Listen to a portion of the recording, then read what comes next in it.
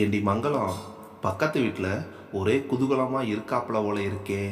திருட்டு போன நகைகள் எல்லாம் ஒருவேளை அகப்பட்டு இருக்குமோ என்று சம்சாரத்தை கேட்டேன். அதற்கு அவள், அப்படித்தான் தோன்றுது, எதுக்கும் போய் விசாரிச்சுட்டு வாருங்களே என்று சொல்லவே நான் உடனே பக்கத்து வீட்டுக்கு சென்று நண்பர் ஐயாச்சாமியை விசாரித்தேன். அவர் என்னை தனியே மாடிக்கு அழைத்து சென்று தாழ்ந்த குரலில், திருட்டு போன நகைகள் ஒன்றும் அகப்படவே இல்லை சார், போனது தான் என்று தெரிவித்துவிட்டு, உங்களை சாப்பிட கூப்பிட நானே உங்கள் வீட்டுக்கு வரணும்னு நினச்சிக்கிட்டு இருந்தேன். நீங்களே வந்துட்டேன்.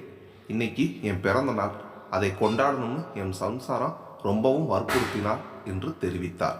எனக்கு சிரிப்பு வந்தது. ஏனென்றால் நண்பருக்கும் அவர் சம்சாரத்துக்கும் அவ்வளவாக அந்யோன்ய பாவம் வெகு நாளாகவே இருந்து வரவில்லை என்பது எனக்கு தெரியும்.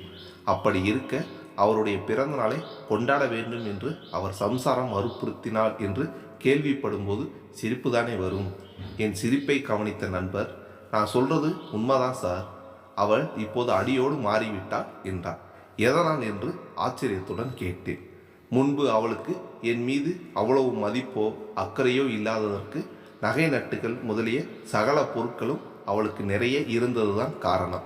ஏதாவது தேவையாக இருந்தால் அல்லவா அதை வாங்கி கொடுத்து திருப்திப்படுத்தி மேலும் மேலும் அவள் அன்பை பெற முடியும். வாஸ்தவம்தான். ஆனால் இப்போ நிலைமை மாறி போயிடுச்சு. மறுபடியும் நகை நட்டுகளை நான் வாங்கி கொடுக்கணும் இல்லையா?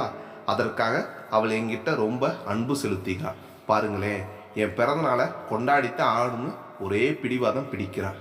கேட்குறதுக்கு ரொம்ப சந்தோஷமாக இருக்குது சார். ஆனால் ரொம்ப நஷ்டத்துக்கு அப்புறம்தான் இந்த மாதிரி சந்தோஷம் உங்களுக்கு ஏற்பட்டிருக்கு இல்லையா? நகைகள் திருட்டு போனதை தானே சொல்கிறேன். ஆமாம், உங்களிடத்திலேயே உண்மையை சொல்கிறதுல ஒன்றும் தப்பு இல்லை. நகைகள் யாரும் வெளியிலிருந்து வந்து திருடிண்டு போகலை. அப்படின்னா நானே தான் ஒரு இடத்துல மறைத்து வைத்திருக்கேன். மனைவனுடைய அன்பை மறுபடியும் பெறுவதற்காக அது மாதிரி செய்தேன். எப்படி என் சூட்சுமம்!